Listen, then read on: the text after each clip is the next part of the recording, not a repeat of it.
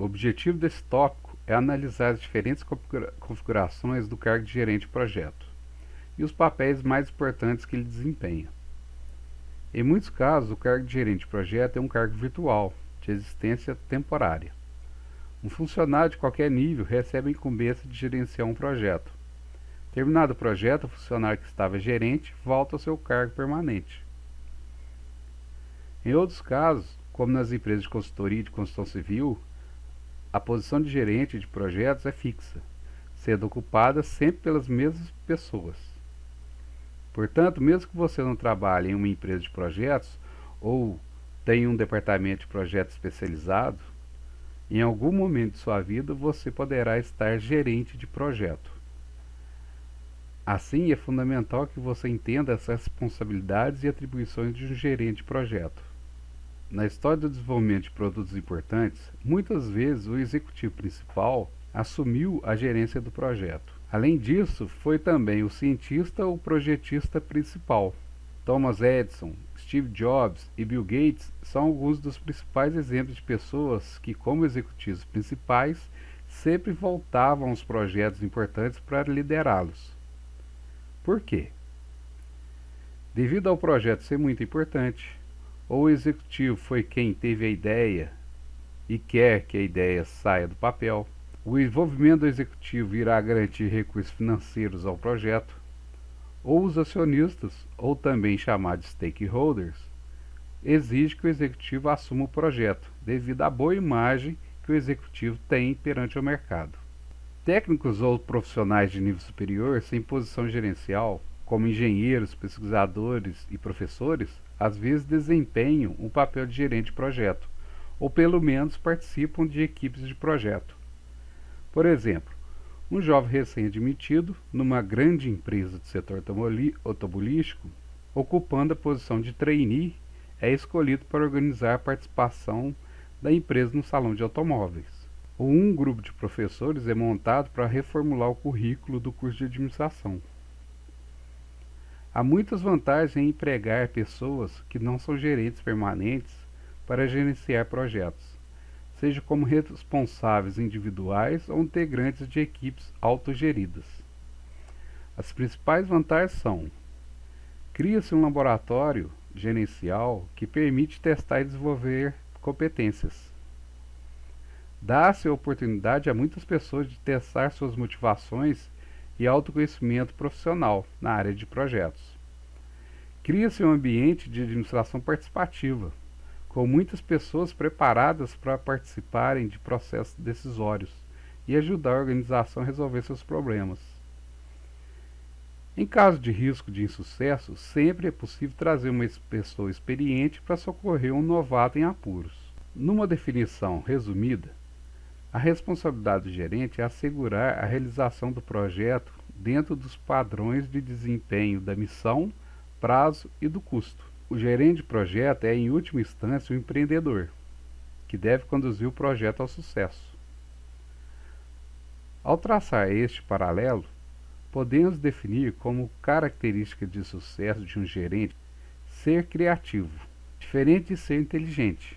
A criatividade é conseguir resolver um problema de maneira inovadora. Ser planejador é ser estratégico ou conseguir enxergar as consequências de uma decisão tomada hoje no futuro. Ser líder e trabalhar em equipe é quase pré-requisito para qualquer profissional no atual contexto empresarial. Visão de futuro e coragem para assumir riscos são características complementares ao planejador. Saber se comunicar, já dizia nosso saudoso Chacrinha: quem não se comunica, se trumbica. E por fim, e particularmente, a que considero a característica mais importante de todas, a persistência. Essa característica desenvolvida permite adquirir todas as demais. Basta querer e persistir, seu sonho será possível. Vide exemplos acima.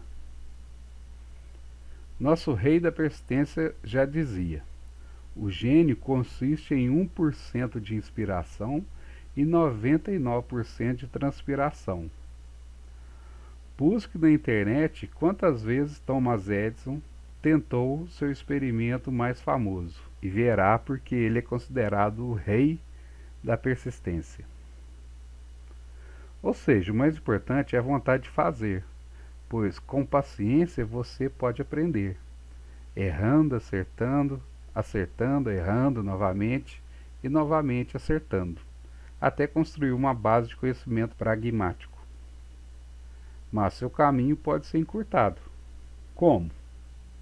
Estudando os conhecimentos de quem teve a paciência e a persistência. Até mesmo a criatividade pode ser aprendida com persistência. Vamos entender agora qual é a fonte de poder do gerente. Enquanto a autoridade é um direito, a responsabilidade é um dever. A autoridade é a contrapartida da responsabilidade.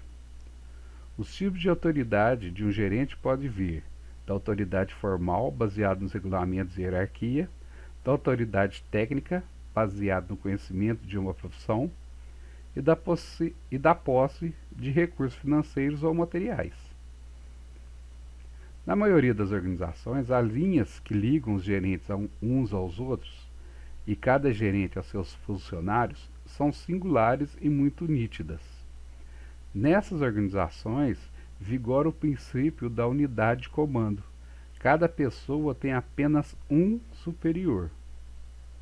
Entretanto, nas organizações que usam a forma matricial de trabalhar com projetos, existe uma duplicação e até mesmo multiplicação das linhas de autoridade. As organizações são formadas por pessoas que trabalham permanentemente para gerentes funcionais, e em alguns momentos temporariamente em projetos. O problema do gerente de projetos começa na formação de sua equipe. Frequentemente ele não tem liberdade para escolher a equipe e deve contentar-se com as pessoas escolhidas pelos gerentes funcionais, geralmente as pessoas que estão sobrando naquele departamento. Se o gerente de um projeto tem situação difícil, não é mais fácil a dos integrantes de sua equipe, que precisa dividir-se entre diversas lealdades. Deve atender às solicitações do gerente funcional ou do projeto. Obviamente, se naquele momento um funcionário está trabalhando em um projeto, deveria ser natural ele priorizar as tarefas do projeto, e não do gerente de departamento ao qual ele pertence. Porém, essa divisão de trabalho é muito tênue e pode ser quebrada muito facilmente dependendo da força que o gerente funcional tem dentro da empresa. Assim, a divisão da autoridade formal é insuficiente para assegurar a eficácia do gerente de projeto. Ele deve confiar mais em suas competências do que na autoridade formal. Competências são as qualificações necessárias para o desempenho eficaz do papel de gerente de projetos. As competências gerenciais agrupam-se em 3 categorias principais: conhecimento, saber executar a atividade, habilidades, ter condições físicas e mentais para desempenhar a atividade, e atitudes, vontade para realizar a atividade. Então, as competências é um conjunto de saber, fazer, ter condições para fazer e vontade para fazer. Portanto, ser competente é saber fazer, conseguir fazer e querer fazer. Se uma dessas características não estiver presentes num gerente de projetos, ele deixa de ser competente em sua gestão.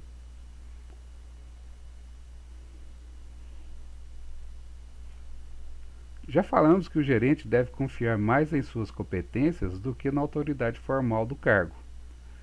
E podemos resumir as palavras competências de um gerente em apenas uma palavra: liderança. A liderança é a capacidade pessoal de reunir pessoas e as influenciarem a realizar algo.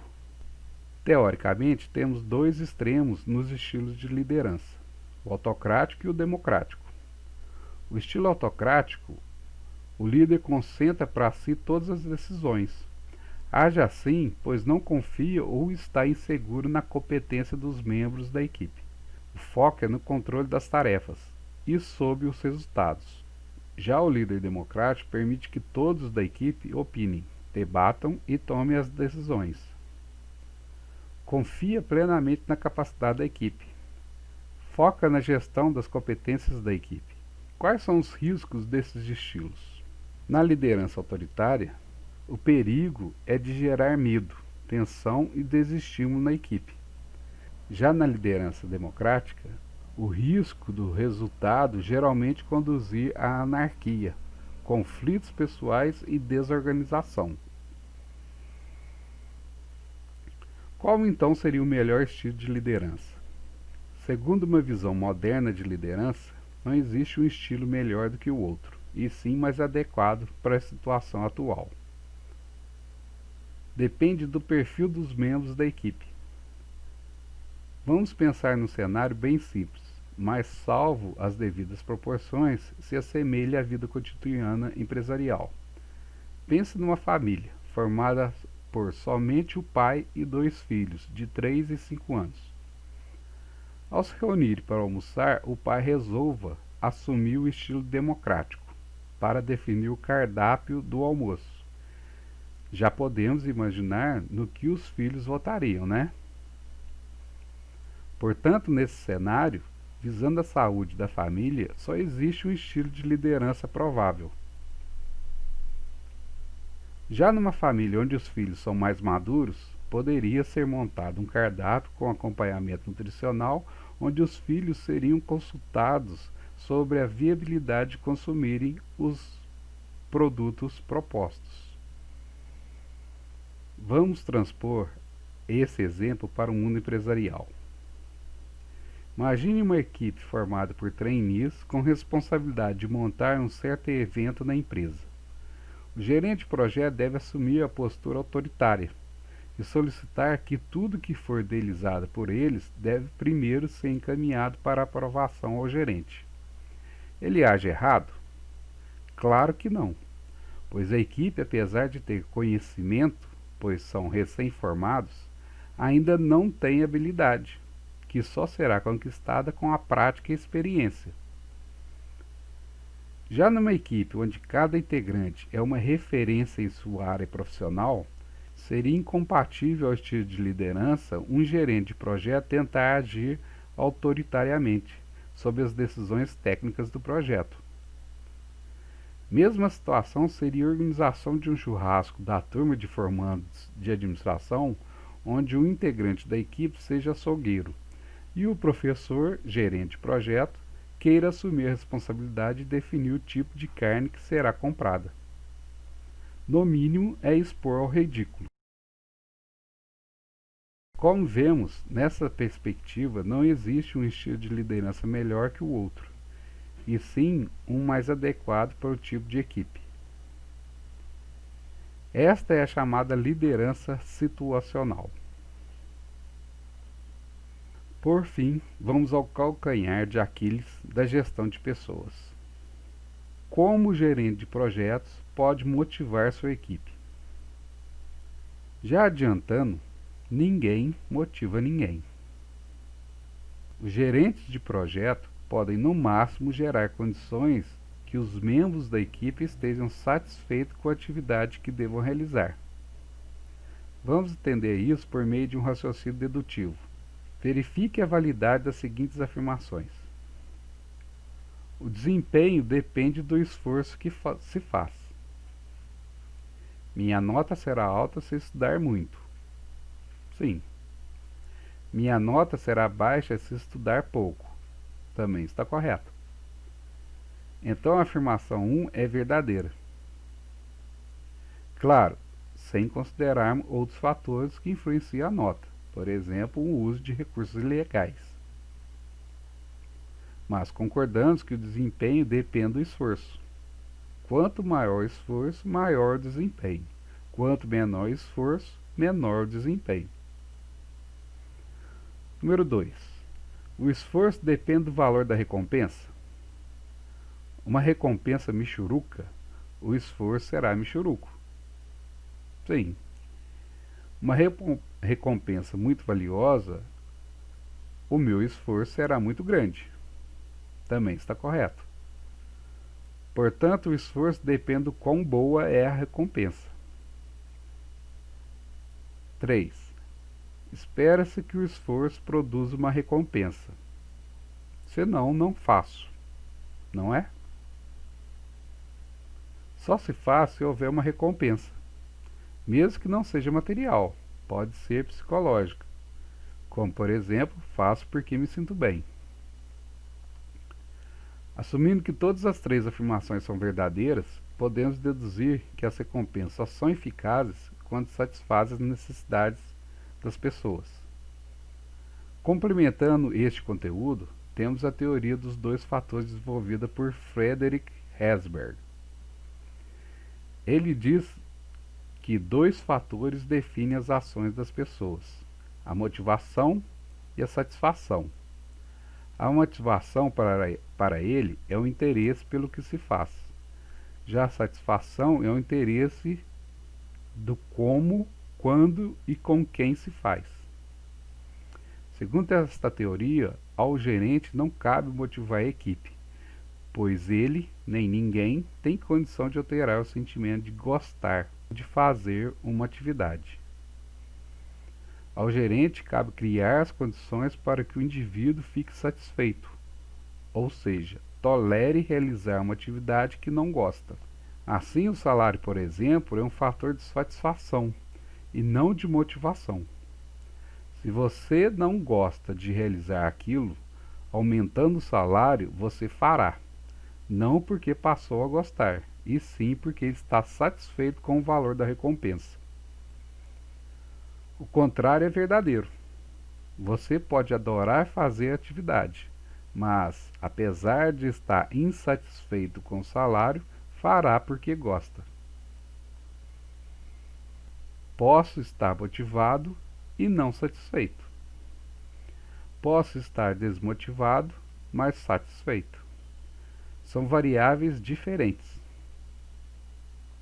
Enfim, cabe ao gerente proporcionar à sua equipe equipamentos e instalações adequadas para realizar a atividade, além de flexibilizar, quando possível, o local e horário que a atividade pode ser feita, bem como proporcionar ao funcionário que faça junto de pessoas que se sinta bem.